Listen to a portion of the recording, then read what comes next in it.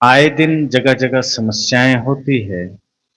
देश दुनिया में कोई ना कोई कारण तो होते ही रहते हैं। तो दूसरा सवाल यह था कि भगवान और अल्लाह में पहलवान कौन है, ताकतवर कौन है? और क्यों ऐसा सवाल आया, ये स्वाभाविक है। कहीं दंगे हिंदू सताए जा रहे हैं, कहीं मुसलमान सताए जा रहे हैं, तो सवाल सबके मन में उठते हैं।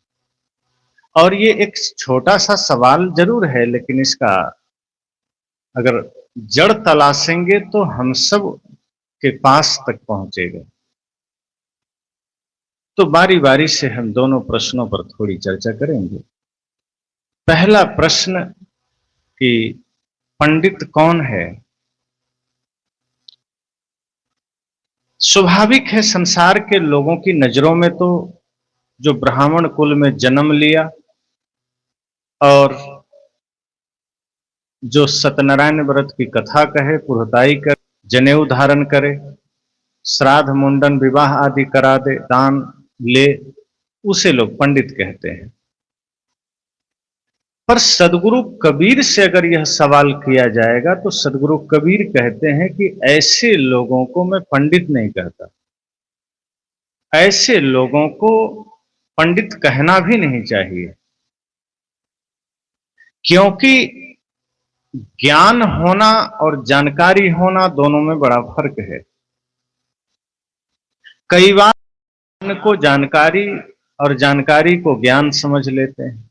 अक्सर जो जानकारियां हमें संसार की होती है उससे हम खुद को ज्ञानी समझ लेते हैं। सदगुरु कहते हैं कि ज्ञानी होने का अलग ही अर्थ है। और ये जितने पंडित हमारे आपके समाज में हैं, ये ज्ञानी नहीं है, ये जानकारियां इकट्ठी कर लिए हैं। परंपराओं का थोड़ा सा ज्ञान इनके पास है, कुछ पाखंड कर्मकांड इन्हें पता है, इनसे लगता है ये ज्ञानी है और ये पंडित। संसार को जानना ज्ञान नहीं, जानकारी है। मान लीजिए चांद को जान लिया, सूर्य के बारे में जान लिया, तारों के बारे में जान लिया, मौसम के बारे में जान लिया, तो उसे अब ज्ञानी थोड़े कहते।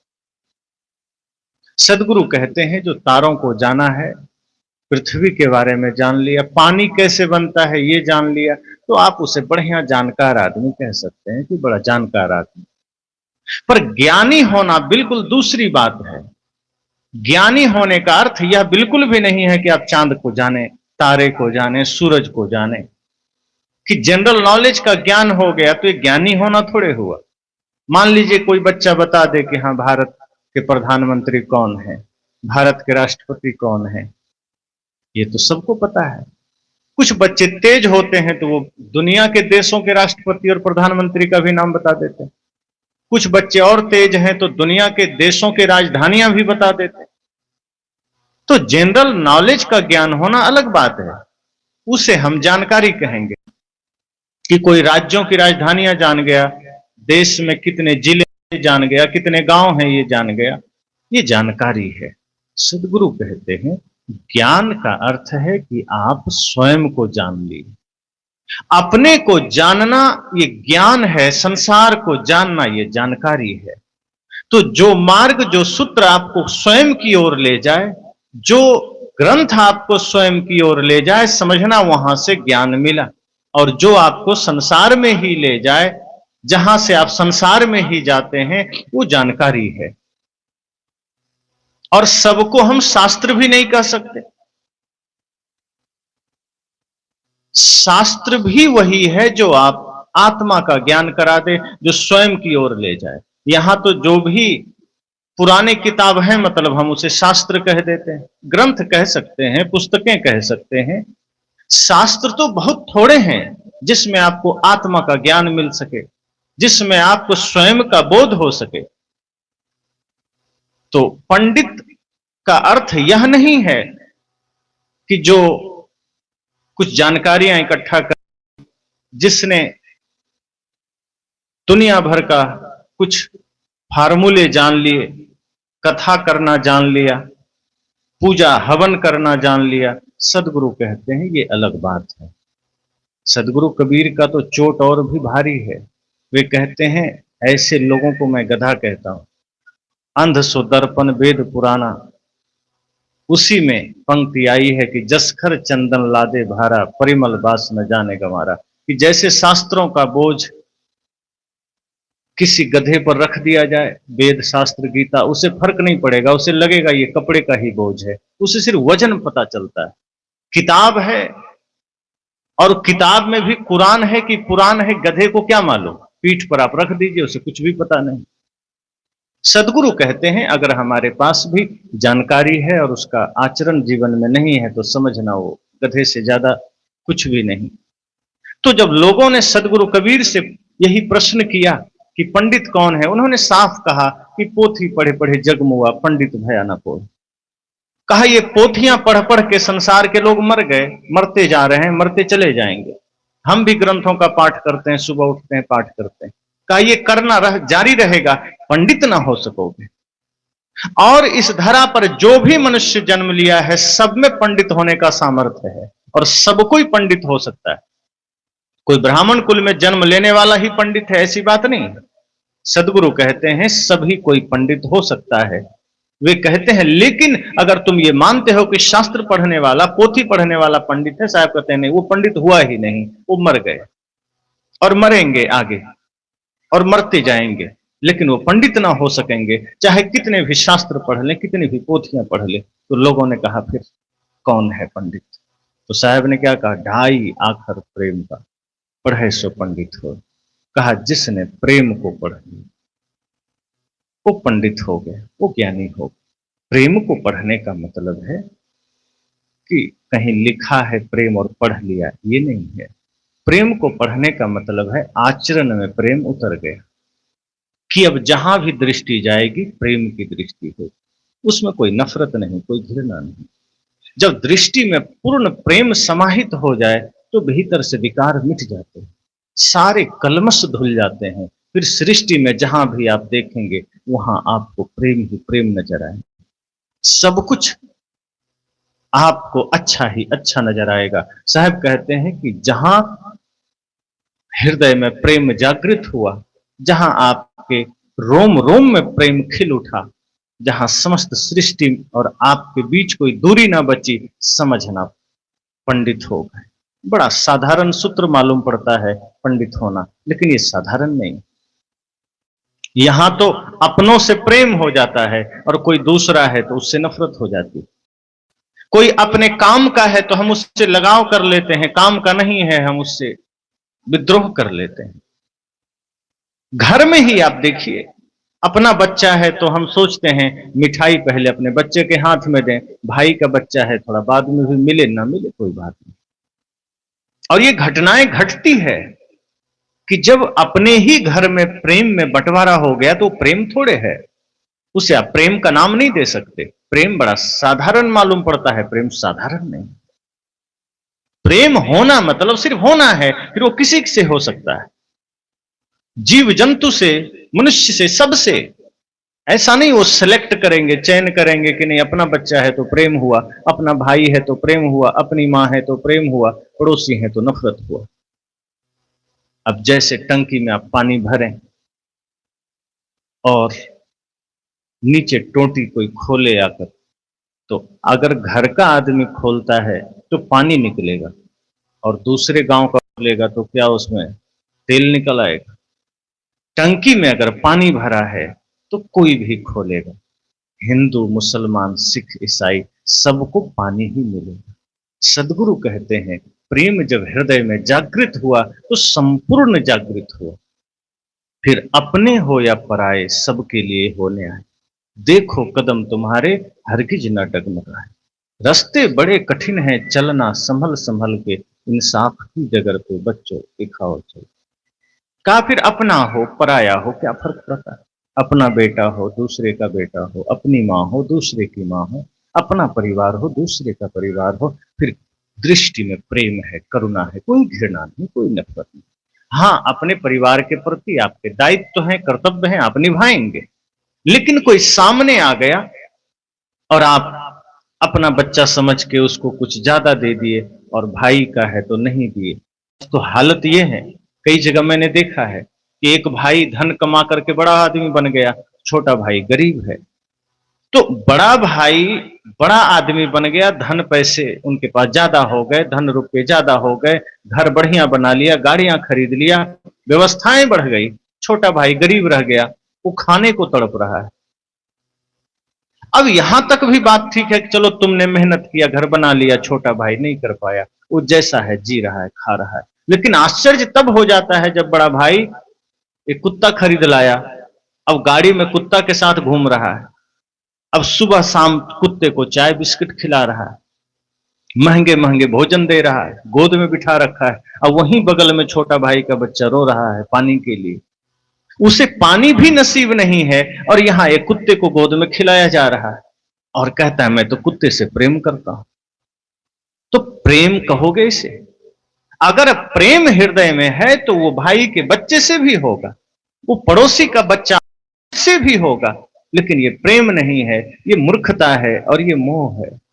हम एक तरफ तो कहते हैं हम जानवर से प्रेम करते हैं, बगल में आपका ही भाई का बच्चा दुखी है, रो रहा है, उससे कोई प्रेम नहीं। अब संत ये नहीं कहते कि कुत्ते को मार के फेंक दो, लेकिन कम से कम भाई के बच्चे के प्रति तो संवेदना रखो। ये मनुष्यता खोती चली जा रही है, इंसानियत खोती चली जा रही है। जानवर पालने का शौक तो चढ़ा है, लेकिन वो जानवर पालने का शौक ये मतलब नहीं हो जाता कि वो प्रेम करने लगा है, वो जानवर से प्रेम करता है, बिल्कुल भी नहीं करता। खरीद कर लाया है इसलिए उससे प्रेम है। रास्ते में भूखा कुत्ता पड़ा हो, दो लाठी दे के निकल जाता है, रोटी थोड़े डालने जाता है। अगर किसी को प्रेम होगा तो रास्ते में चलते हुए कुत्ते को भी भोजन देगा। अब आपके दरवाजे पर गाय बंधी है, बैल बंधे हैं, बछड़े हैं, आप उसे भोजन देते हैं। रास्ते में किसी का गाय आपके धान को खा लिया तो आप उसे एक डंडा मार देते हैं। कहां गया प्रेम? प्रेम इसे थोड़े कहते हैं। अपने दरवाजे पर बंधे हुए जानवर को आपने भोजन दिया, गाय को भोजन दिया, दूसरे का कहीं आकर खा लिया, आपने उसे डंडा मार दिया। अभी तत्काल की घटना है, आश्रम पर ही। आश्रम जंगल में है, थोड़ा सा जंगल का एरिया पड़ता है, तो बगल में शिव मंदिर है। तो कुछ लोग क्या करते हैं, गांव से बछड़े वहां छोड़ जाते हैं। अब स्वार्थी दुनिया है, बछड़ी हो बछिया हो तो घर में रखते हैं क्योंकि उससे लाभ है, और बछड़ा से कोई लाभ नहीं। जानते हैं ट्रैक्टर आ गया है, खेती भी नहीं कर सकते, बैल का क्या काम। तो वो शिव जी के नाम पर वहीं मंदिर के पास छोड़ जाते हैं। वो 10-5 की संख्या में वो घूमते रहते हैं बेचारे। तो कहीं कहीं आसपास में किसान हैं, अगर उनके फसल में वो एक बार भी मुंह लगा दिया तो इतनी बेरहमी से मारते हैं कि कुछ दिनों में घाव बड़ा होकर के या तो मर जाते हैं या फिर वो जगह छोड़ देते हैं। दो बछड़े, अभी ताजा की घटना बता रहा हूं, उसमें एक ने मारा, कान के पास और गले में भयंकर घाव बन गया। आश्रम में ही वहां वो रात भर रहता था। हम लोग कुछ ना कुछ जो खाते थे वो खिला देते थे। अगर हम फल खा रहे हैं तो ले जाकर फल खिला देते थे, रोटी खा रहे हैं रोटी खिला देते थे, कुछ ना कुछ खिला देते थे। तो जानवर भी प्रेम की भाषा समझते हैं, वो साथ में वहां रहने लगे। लेकिन दिन में कहीं कहीं घूमने चले जाए तो किसी ने मारा, तो पता नहीं चला 2-4 दिन, लेकिन घाव बड़े तेजी से बढ़ा और वो घाव धीरे धीरे भयंकर रूप ले लिया, उसमें कीड़े पड़ गए। तो हमारे पीछे बैठे हैं हमारे रामानंद जी, वैद्य भी हैं जो गाड़ी चलाए हैं। तो उन्होंने कहा कि इसकी चिकित्सा करनी पड़ेगी और ये ठीक हो जाएगा, वरना ये मर जाएगा 2-4 दिन में। तो हम सब ने उसे प्यार से पकड़ा, इन्होंने उसको घाव को धोया, दवाइयां लगाई। 1 से 2 दिन में उसका घाव मुरझा गया, भयंकर लग रहा था कि अब मर जाएगा। फिर पता चला कि हाँ पड़ोस में ही 1-2 किसान रहते हैं, उसने बेरहमी से मारा। उससे पहले एक को ऐसा मारा उसके पैर नाकाम हो गए, वो चल नहीं पाता था, वो दम तोड़ दिया। अब उसके पास 10 जानवर हैं, गाय भैंस सब मिला करके। उसे वो भोजन दे रहा है, चारा दे रहा है, उसी खेत से चारा काट के खिला रहा है। लेकिन बछड़ा जिसे शिव जी के नाम पर नंदी समझ के छोड़ दिया गया, उसको कुल्हाड़ी से मार दिया। आप क्या कहेंगे? बड़ा प्रेमी आदमी, वो क्रूर आदमी है। जानवर अपने दरवाजे पर रखा है, उससे कुछ उसे प्राप्त हो रहा है, इसलिए भोजन दे रहा है। जिस दिन गाय दूध देना बंद कर देगी, जिस दिन वो गाय बच्चे देना भी बंद कर देगी, वो कसाई के हाथ में बेच आता है, नहीं पालता। कई लोग कहते हैं क्या करें, 3-4 हजार महीने खर्च हो जाए, कहां से करेंगे? अब तो गाय दूध भी नहीं देती, बच्चे भी नहीं देगी, बूढ़ी हो गई, बेचना पड़ेगा। और बछड़े को तो कोई काम नहीं, बेच देंगे। मैंने कहा अब माता पिता भी बूढ़े हो गए, कोई काम नहीं कर रहे, बेच दो कसाई को। और कई लोग तो बेच ही देते हैं, कसाई को ना सही वृद्धाश्रम में तो डाल ही देते हैं। तो माता पिता तो छोड़ो, बच्चे भी तो कुछ नहीं कर रहे तुम्हारे, छोटे हैं अभी, अभी तो खर्चा ही हो रहा है 10,000 15,000 का महीना, लगा दो कहीं किस कसाई के हाथ। हर चीज मतलब और लाभ के लिए थोड़े होता है। प्रेम का मतलब जहां निस्वार्थ सेवा हो।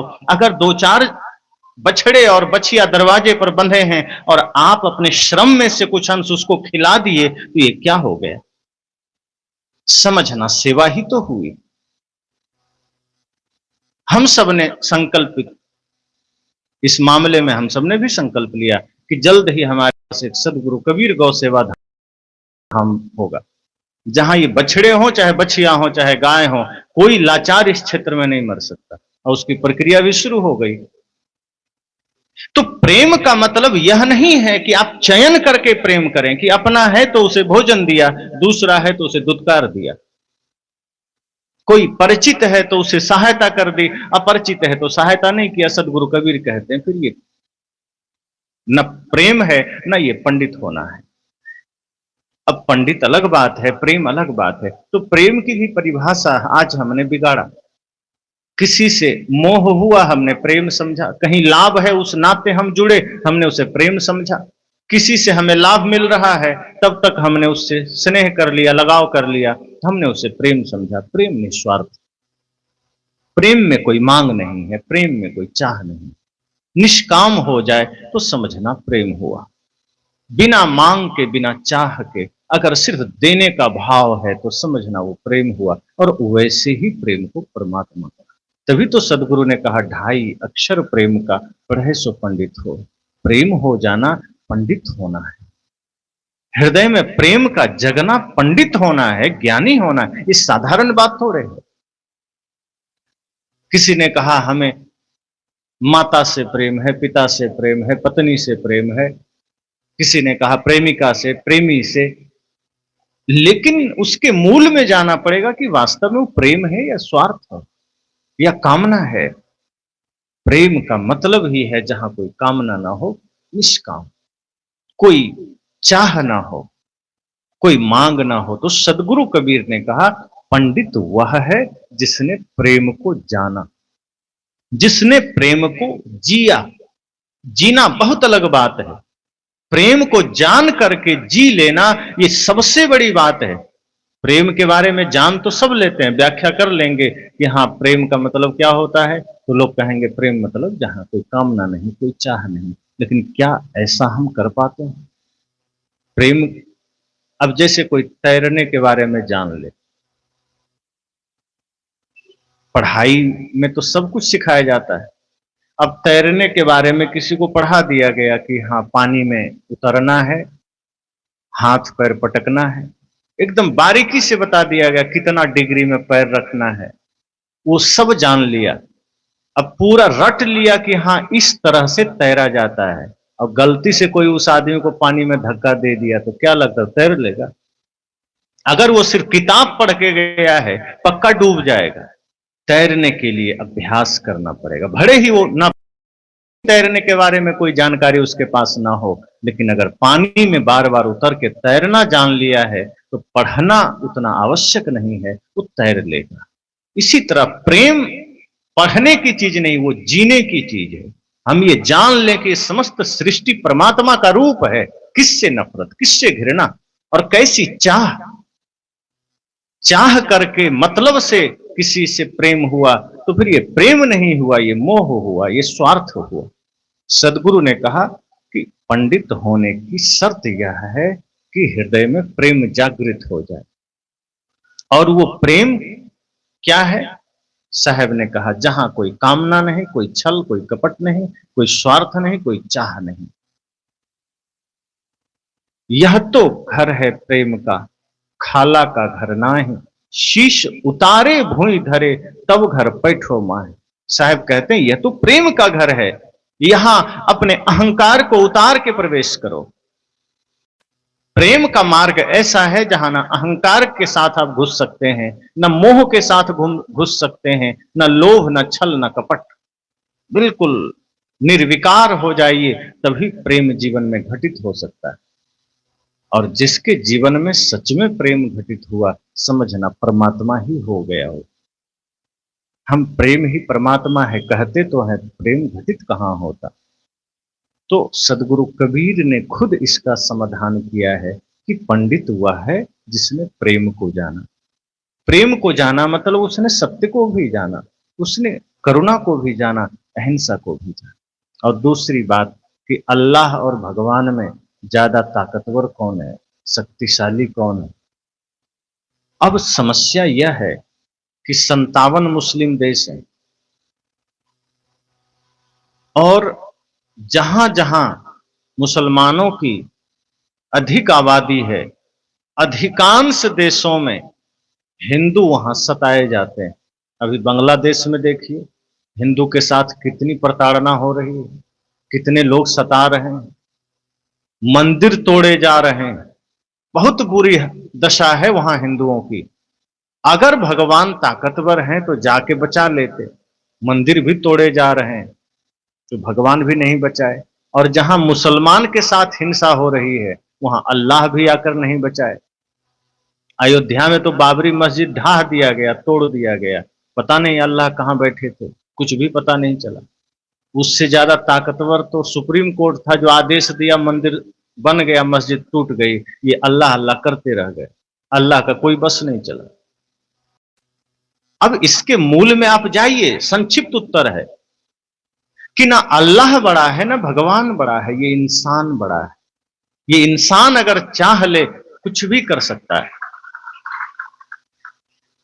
क्योंकि सदगुरु तो कहते हैं जो तिल माही तेल है त्यों चकमक में आग, और तेरा साईं तुझ में जाग सके तो जाग। सबसे पहली बात तो भगवान को बाहर खोजना ही ना समझी है, क्योंकि जो है ही नहीं बाहर उसे खोजोगे तो मिलेगे थोड़े। अब मान लीजिए इस गांव में आपका घर है और कोई आदमी आपको, आपके घर को खोजने पाकिस्तान चला जाए, तो वो कभी खोज पाएगा? कितनी भी कोशिश करे, घर घर जाए, नहीं मिलेगा, क्योंकि है भानपुरी में, वो चला गया पाकिस्तान। भारत में भी नहीं खोजा कि आसपास भी रहे, बिल्कुल पाकिस्तान चला गया। भगवान जहां है वहां कभी हम देख नहीं पाते, जहां नहीं है जीवन भर उसी में दौड़ते चले जाते हैं। ये मंदिर इसलिए नहीं है कि भगवान हमें वहां मिले, मंदिर इसलिए है कि भगवान का एक प्रतीक वहां स्थापित किया गया, उससे हम प्रेरणा लें कि चलो ये हमारा आराध्य का एक स्मृति स्थल है, पूजा स्थल है, हम यहाँ गए, श्रद्धा से झुके और कुछ प्रेरणा लेकर आए। वहां भगवान मिलेंगे नहीं और मिलते भी नहीं। तो पूजा हमारी अलग होती है, कर्म हमारा अलग होता है। हम भगवान की या अल्लाह की या गॉड की पूजा कर लेते हैं, उस पूजा को कर्म में नहीं उतारते। अब यही छत्तीसगढ़ में मैं जगह जगह देखता हूं, बैल की मूर्ति बनी होती है, सांड की, जगह जगह। अब कितनी उसकी पूजा है तभी तो मूर्ति है, लेकिन जिंदा बैल कहीं आ जाए तो हम भागने लगते हैं या भोजन नहीं देते। जिंदा सामने आ जाए तो खर्चा है। अब मूर्ति में है तो उसकी पूजा हो रही है, उसके सींग में घी हम चपूड़ देते हैं कभी कभी पूजा के समय। अब कोई जिंदा आदमी सामने हो तो उसको हम पानी भी नहीं पूछते। वही चूहा गणेश जी की सवारी है, मूर्ति में है तो अगरबत्ती घुमा देते हैं, और असली का घर में घूम जाए तो मुश्किल लाते हैं पकड़ने के लिए कि किसी तरह पकड़ के मार दें। तो कर्म और पूजा में बड़ा फर्क हमारा हो गया है। नाग पंचमी पर भगवान शिव के गले का नाग का फोटो ला करके हम दूध सामने रखते हैं, असली का आ जाए तो लाठी लेके मार के फेंक देते हैं कि तुम्हारा यहां काम नहीं। सदगुरु कहते हैं ये पूजा भगवान के नाम पर होती तो है पर वो कर्म में नहीं उतर पाता। इसलिए सदगुरु कहते हैं सबसे पहले अपने हर कृत्य को पूजा समझ, और जब हम अपने कृत्य को पूजा समझ के करते हैं कर्म को, तो कर्म गलत नहीं होता। अगर आप झाड़ू लगा रहे हैं और आप ये मनोभाव कर लें कि ये मेरा घर नहीं, ये परमात्मा का मंदिर है, फिर देखना उस दिन जो सफाई होगी वो और दिन से बिल्कुल अलग होगी। ऐसा भाव कहाँ करते हैं? मंदिर गए तो तुरंत मन में आए भगवान का मंदिर है, बढ़िया बढ़िया झाड़ू, बढ़िया से सफाई, घंटों सफाई, लोगों को लगे कि बड़ा धर्मात्मा आदमी है, देखो मंदिर में झाड़ू लगा रहा है। पर ये परवाह मत करिए कि आप मंदिर में लगा रहे हैं, आप ये परवाह करिए कि मैं अपने घर को ही मंदिर बना लूं, मेरा घर का एक एक कोना परमात्मा का मंदिर है। और उस दिन आप बड़ी ही श्रद्धा से अपने घर में झाड़ू लगाइए, आप देखना आपका घर भी उसी सुवास से सुवासित हो उठेगा, उसी आनंद से भर उठेगा। आप भगवान के लिए भोजन बनाते हैं, कितनी श्रद्धा कितने भाव से। जो लोग भगवान को भोग लगाते होंगे, लगाए होंगे कभी, तो आप इतनी श्रद्धा इतनी निष्ठा से बनाते हैं, इतनी भक्ति से बनाते हैं। लेकिन घर में पति के लिए, सास ससुर के लिए बनाते हैं तो मन में खून खून चलता रहता है कि अपना तो इधर उधर मौज कर रहा है, हम भोजन बना रहे हैं, कुछ ना कुछ घुन घुन घुन घुन चल रहा है, दे भी ले खा ले, टाइम नहीं उतना। अब सोचो जरा, जहां सच में भगवान नहीं है वहां आपने बड़ी निष्ठा दिखाई, बड़ी श्रद्धा दिखाई, और जिसमें सच में है वहां आपने खिन्नता दिखा दी, वहां आपने भीतर के मनोभाव को बिगाड़ लिया, वो भोजन फिर विष बन गया। अगर परमात्मा के जगह पर घर को ही परमात्मा मान लेते कि घर में जो सास ससुर पति हैं, माता पिता हैं, भाई हैं, ये परमात्मा के ही तो रूप, और एक दिन इस भाव से आप भोजन बना लीजिए, वो भोजन भोजन न रह के वो प्रसाद बन जाएगा। और फिर उस प्रसाद को अगर आपके घर के लोग ग्रहण करेंगे तो जो स्वाद कभी ना आया, कई प्रकार के व्यंजन में न आया, वो साधारण दाल रोटी में भी आ सकता है। यही तो बार बार हम लोग सुनते हैं संतों से कि दुर्योधन का भोजन कृष्ण ने क्यों त्यागा। 56 प्रकार का व्यंजन दुर्योधन ने बनाया, लेकिन त्याग दिया श्री कृष्ण ने। उसने बड़ी तैयारी की, दुर्योधन ने, कि भोजन हमारा कृष्ण कर लें, हालांकि मन में पाप था, वो सोचा था कि भोजन के बहाने बुलाएंगे, जहर डाल के मार देंगे। पर कृष्ण ने तो इसलिए नहीं त्यागा कि जहर डालेगा, उन्होंने इसलिए त्यागा, उन्होंने कहा तुम्हारे भोजन में अहंकार की गंध आ रही है, मैं ये भोजन नहीं कर सकता, क्योंकि तुमने भोजन पवित्रता से नहीं बनाए हैं, भले ही कई प्रकार के बनाते। मैं चला विदुर के घर, साग रोटी ही खाना है मुझे, और कहते हैं उस साग रोटी में उन्हें वो आनंद, वो स्वाद मिला जो उन्होंने कहा कि शायद अमृत में भी ना मिले। अब वो साग रोटी का स्वाद नहीं, वो बनाने के भाव से स्वाद आया है। आप होटल का भोजन कर लीजिए और मां के हाथ का भोजन कर लीजिए, बहुत फर्क पड़ जाता है। होटल वाले बड़े ही रुचि से बनाते हैं, सब कुछ डाल के बनाते हैं, और वहां भाव नहीं है, प्रेम नहीं है, वो ड्यूटी समझ के बना रहे हैं कि मुझे पैसे मिलेंगे, मुझे बना देना। तो खा तो लेते हैं पर तृप्ति नहीं मिलती, स्वाद मिल जाता है।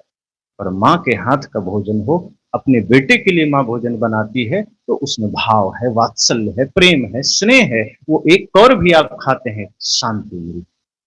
सदगुरु कहते हैं आप भोजन भी ऐसे बनाइए जैसे परमात्मा का भोग बना रहे, आप घर की सफाई भी ऐसे करिए जैसे परमात्मा का मंदिर है, आप किसी को दान भी ऐसे दीजिए जैसे साक्षात परमात्मा द्वार पर खड़ा है। फिर आप देखेंगे आपका एक एक कृत्य ही पूजा बन जाएगा। फिर मंदिर ना भी गए तो क्या हर्ज है, पर हम मंदिर भी जाते हैं, वहां पूजा भी करके आते हैं, घर में फिर हम लगता है जैसे कहीं और आ गए, चिड़िया खाने में आ गए, हर तरह के जानवर हैं, कोई कांव कांव, कोई ची ची पी पी कर रहा, हम वैसे घर में रहते हैं। कोई थोड़ी थोड़ी बात पर झल्ला गया, कोई गुस्से में आ गया, कोई डांट दिया, कोई फटकार दिया। सदगुरु कहते हैं कि ये करना है तो फिर ये भगवान की पूजा नहीं हुई। तो इसलिए भगवान को मानते तो हैं, अल्लाह को मानते तो हैं, लेकिन उनको पहचानते नहीं। अगर हर घट में अल्लाह को देख ले मुसलमान तो तलवार नहीं उठाएगा, नहीं तो वो तलवार उठा उठा के लोगों की गर्दनें काट रहा है। तो एक एक मस्जिद उसके खून पर है, एक एक मस्जिद मंदिर तोड़कर बनाई गई है। आप जहां भी देखिए, जिस मस्जिद को तोड़ा जाता है नीचे मंदिर निकलता है। अब वो कोई प्रेम से थोड़े कहा होगा कि नहीं तुम्हारा मंदिर हम मस्जिद बनाएंगे, वो मारकर ही किया होगा। तो जिसका धर्म, जिसका संप्रदाय ही खून पर खड़ा हो, वो लोगों में क्या प्रेम बांटेगा। ये तो ऐसा ही हुआ जैसे 99 गलतियां हो और एक अच्छाई हो, तो लोग उदाहरण देते हैं, अरे कुरान में भी अच्छी बातें हैं, खाक अच्छी बातें हैं। अब दो चार अच्छाई तो मिल ही जाएंगे, अब उस दो चार अच्छाई के लिए 90-95 गलतियां स्वीकार करो। तो सदगुरु ने कहा कि नहीं, वो अलग बात है। ये अल्लाह हो या भगवान हो, ये ताकतवर होना तो दूसरी बात है, पहली बात है वो है ही नहीं। अब जब जो है ही नहीं उसके हम शक्ति का अंदाजा कैसे लगाएं। पर लोगों को विश्वास नहीं होता, उसे लगता है सृष्टि चल कैसे। एक मुसलमान ने कहा कि आप कह रहे हैं भगवान नहीं होता, फिर ये इतनी सारी व्यवस्थाएं चल कैसे रही। तो मैंने कहा आपके हिसाब से कौन है? कहा खुदा है सब जगह। तो मैंने कहा एक भी हिंदू खुदा को नहीं मानता, तो फिर भी हिंदू इतना स्वस्थ कैसे? कहा अब खुदा करुणावान है, दयावान है। तो मैंने कहा खुदा दयावान है, करुणावान है, तो किसी ने कुरान की आलोचना कर दी, किसी ने अल्लाह की आलोचना कर दी, तो तुम्हारे लोग गर्दन क्यों काट देते हैं? फिर ये फैसला खुदा को ही करने दो, तुम बीच में तलवार लेके क्यों मुंह उठाए चले आते? समस्या यही है कि आदमी भगवान के नाम पर, खुदा के नाम पर खुद ही तलवार लेकर खड़ा हो जाता है। इससे सिद्ध होता है कि भगवान निश्चय ही, या खुदा जो है लाचार है, बेचारा कमजोर है। वो अपने लोगों को रख रखा है कि मुझे कोई जूता मारे तो तुम देख लेना, मुझे कोई गाली दे तो तुम देख लेना। इसका मतलब ऐसे लाचार और निकम्मा खुदा से क्या बनने वाला? कुछ नहीं। सदगुरु संत कहते हैं भगवान तुम्हारे भीतर है। और इसका प्रमाण यह है कि जब हमारा देश गुलाम हुआ, या जब हमारे मंदिरें तोड़े गए, चाहे सोमनाथ का मंदिर हो, काशी का हो, मथुरा का हो, अयोध्या का हो, अगर बाहर कोई भगवान होते तो ये तोड़ने ही न देते। और आप देखिए, कहा तो जाता है जब गोस्वामी तुलसीदास जी थे तो राम जी ने और हनुमान जी ने उनको दर्शन दिया था। इस पर मैं एक बार बहुत सोचा कि कबीर साहब के जस्ट बाद की घटना है, लगभग बहुत ज्यादा दिन नहीं हुआ होगा, और वो पूरा देश मुगलों के गुलाम था। तो उस वक्त अगर हनुमान जी आए तुलसीदास को दर्शन देने, तो हनुमान जी के लिए तो 1 सेकंड का काम था, मुगल को मार के भगा सकते थे, क्यों नहीं भगाए? राम जी हल्का सा भौं है खड़ा कर देते, आंख कड़ी कर देते, उतने में सब मुगल मारे चले जाते, क्यों नहीं किए? तो कुछ लोग कहते हैं नहीं ये हम लोग का काल है। तो यही तो कबीर साहब कहते हैं कि तुम्हारे अंदर है, तुम्हारे भीतर भगवान है, तुम्हें ही करना है, फिर भगवान की उम्मीद लेकर क्यों बैठे हो? और एक चीज और देखिए, सदगुरु कबीर ने अपने बीजक ग्रंथ में इस्लाम पर जितनी बातें बोली है, गोस्वामी तुलसीदास के रामायण में कहीं इस्लाम पर बोला गया क्या? उसी वक्त हुए हैं। कितनी बार प्रताड़ना भी गोस्वामी तुलसीदास को मिली मुगलों के द्वारा, लेकिन खिलाफ में एक शब्द तुलसीदास जी ने नहीं लिखा। डर था उनको कि कहीं एक आध कलम लिख दिए तो गर्दन न काट दे, लेकिन कबीर साहब डरे। उन्होंने कहा कंकड़ पत्थर जोड़ के मस्जिद ले चुना, ता चढ़े मुल्ला बांग दे, क्या बहरा हुआ खुदा है। आज हिम्मत नहीं करता लोग बोलने की। उन्होंने कहा कितनों मनावो पांव पड़ी, कितनों मनावो रोए, हिंदू पूजे देवता ये तुरुक न काहू को हो। एक विचार मेरा बीजक पर मैंने रखा था बहराइच कथा में, डर की बात कहो दरवेशा, बादशाह है कौने भेषा। इस पर कम से कम 10-20 मुस्लिमों के गुरुओं ने, मुझे मौलवियों ने फोन किया कि ये वीडियो आप हटा लीजिए नहीं तो अनर्थ हो जाएगा। मैंने कहा आश्रम का पता है, आ जाना, जो होगा देखा जाएगा। और इस वीडियो को पाकिस्तान सरकार ने वहां बैन कर दिया है, आप सब भी उसको देखिएगा, लगभग 45 लाख उस पर व्यू हैं।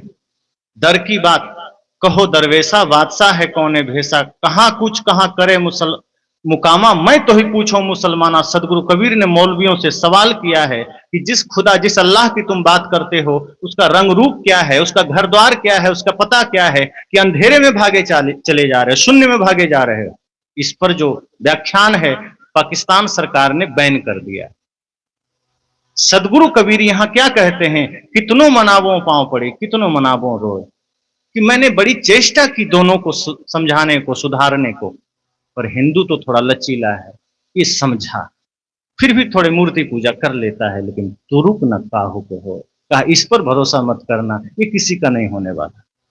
सदगुरु कबीर 500 साल पहले ये बात कह दी कि इस पर भरोसा ही मत करना, ये अल्लाह और कुरान के अलावा किसी का सुनने वाला नहीं, किसी का मानने वाला नहीं है। इसलिए इसको समझाना मतलब पत्थर में तीर मारना होगा। शायद उसके बाद ही उन्होंने कहा होगा, पाहन में क्या मारिए जो चोखा तीर न साए, और किसी के लिए नहीं कहा होगा, क्योंकि पत्थर में भी हो सकता है एक बार पत्थर भी पिघल जाए, पर ये साहब ने कहा ये मुगल नहीं पिघलने वाले।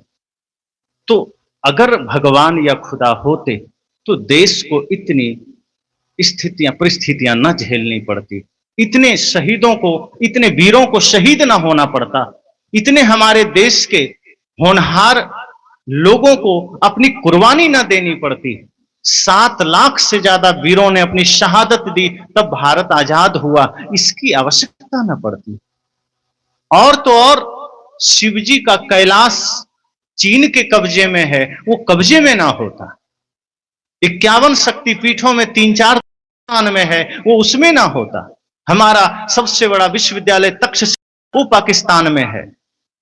लव कुश का अपना पूरा साम्राज्य अफगानिस्तान में है, हिंदू कुश पर्वत। ये क्यों हुआ? अगर सच में कोई बाहर भगवान होते ये होने ना देते। सच तो यह है कि जो बात सदगुरु कबीर कहते हैं कि तेरा साईं तुझ में, तुम्हें ही ये बीड़ा उठाना है, वही सत्य है।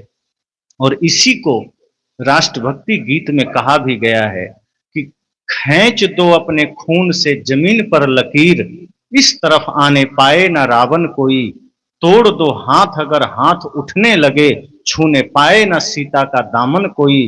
क्यों? क्योंकि राम भी तुम ही लक्ष्मण साथियों, अब तुम्हारे हवाले वतन साथियों। जब भगत सिंह को फांसी हो रही थी तो उन्होंने देशवासियों से क्या कहा कि मैं तो चल रहा हूं, लेकिन ये इंतजार मत करना कि हाथ जोड़ोगे और हनुमान जी आ जाएंगे, नहीं आएंगे, वो तुम्हारे ही भीतर हैं। ये मत सोचना कि कृष्ण आ जाएंगे बचाने। अगर ये सोचते हो कि द्रौपदी को बचाने कृष्ण आए थे, ये कहानियां हैं, ये सत्य नहीं है। क्योंकि अगर द्रौपदी को बचाने कृष्ण आए होते तो आज के समय में लक्ष्मीबाई को बचाने भी कृष्ण आ गए होते, और नहीं आए, वो वीरगति को प्राप्त हुई। अगर तुम्हें लगता है कि खंभा फोड़ करके विष्णु भगवान प्रहलाद को बचाने आए थे तो गुरु गोविंद सिंह के 2 बच्चे दीवार में चुनवा दिए गए, तब भी भगवान आते उन्हें बचाने के लिए, क्योंकि वो देश के लिए शहीद हो रहे। अगर तुम्हें लगता है कि भगवान कदम कदम पर आते रहे हैं पहले, तो भगत सिंह को फांसी हो रही थी तब भी भगवान आते, नहीं आए। इसका मतलब यह है कि राम भी तुम ही लक्ष्मण साथियों, अब तुम्हारे हवाले वतन साथियों। तो इसलिए हम सबको यह सोचना है कि ये अल्लाह या भगवान बड़ा नहीं, बड़ा इंसान है, क्योंकि इंसान ही भगवान है। इंसान में ही सारा सामर्थ्य है, सारी शक्तियां हैं। अगर माताएं संकल्प ले ले तो वेद के ऋषियों ने कहा माता निर्माता भवति, कि माता ही निर्माण करती है। और इस त्रैलोक्य में, इस समस्त सृष्टि में अगर मातृशक्ति जागृत हो गई तो आज पुनः हर गोद में, हर आंगन में भगत सिंह जैसा पुत्र खेल सकता है, पुनः हर आंगन में श्रवण कुमार जैसा पुत्र खेल सकता है। अगर आप ना चाहें तो फिर वही होगा जो आज हो रहा है। ये सत्संग आपको जगाने के लिए है, आपके भीतर की चेतना को जगाने के लिए है, कि आप जग सकें और ऐसी संतान को आप जन्म दें जो संतान बड़े होकर अगर समाज में कहीं से गुजरे तो मां बहन बेटियां अपने आप को सुरक्षित महसूस करे कि इसके होते मुझे कोई छू भी नहीं सकता। ऐसी संतान को जन्म मत दीजिए जिससे आपके ही घर के परिवार के बहन बेटियां डर से छिप जाएं, और वही आज हो रहा है। इसलिए अपने भीतर की चेतना को जगाइए, अपने भीतर की शक्ति को जगाइए, ताकि आपके समाज में वो धर्म का दिया जल सके, धर्म की ज्योति जल सके, इंसानियत की ज्योति जल सके। इसलिए इन 2 प्रश्नों का एक संक्षिप्त उत्तर कि पंडित वह है जिसने प्रेम को जाना, और अल्लाह हो या भगवान, ये प्रश्न ही गलत है। भगवान को जान लेना है कि माता पिता गुरु ये भगवान स्वरूप है। जितने धरती पर प्राणी हैं, सब में ही परमात्मा बैठा है। और ये बात सिर्फ सदगुरु कबीर नहीं करते, श्री कृष्ण भी यही कहते हैं, ईश्वर सर्वभूतानां हृदयेषु अर्जुन तिष्ठति, कि ए अर्जुन, ये ईश्वर सबके हृदय में बैठा है। तुलसीदास भी यही कहते हैं, प्रकृति पार प्रभु सब उर्वासी, या अन्य दोहों में कहते हैं, कहत सकल घट राम मैं तो खोजत के ही काज। तो सदगुरु कबीर तो कहते ही हैं, उपनिषद भी यही कहता है, वेद भी यही कह रहे हैं, गीता भी यही कह रही है। फिर बाहर खोजना मूर्खता है, बाहर प्रतीक्षा करना मूर्खता है, किसी और की तलाश करना मूर्खता है। चित्र रखिए राम की भी, कृष्ण की भी, मंदिर भी बगल में है, कोई बात नहीं, लेकिन उससे इतनी ही प्रेरणा लीजिए कि ये सभी महापुरुष के वचन हमारे जीवन को दिशा देने के लिए है। अगर हम उनके बताए रास्ते पर चले तो ये मंदिर सार्थक है, ये शास्त्र सार्थक है। उनके बताए मार्ग का हमने अनुसरण किया तो उनके चित्र सार्थक हैं, वरना चित्र लगा दिए, मंदिर बना दिया, इधर हम रावण का जीवन जिए चले जा रहे हैं, इधर मंथरा का जीवन जिए चले जा रहे हैं। तो मंदिर वहीं पड़ा रहेगा, शास्त्र पड़ा रहेगा, चित्र लगे रहेंगे, उस पर दीमक भी लग जाएगा, उसका कोई मोल नहीं होगा। मंदिर मंदिर तब बनेगा जब आप अपने जीवन को मंदिर बना लेंगे, तो बाहर मंदिर, घर मंदिर, सब मंदिर हो जाएगा। इसलिए वो हम सब पर निर्भर करता है। इसी मंगल कामना के साथ और हमारे सभी आयोजक बंधुओं को ढेर सारी शुभकामनाओं के साथ वाणी को विराम देता हूं।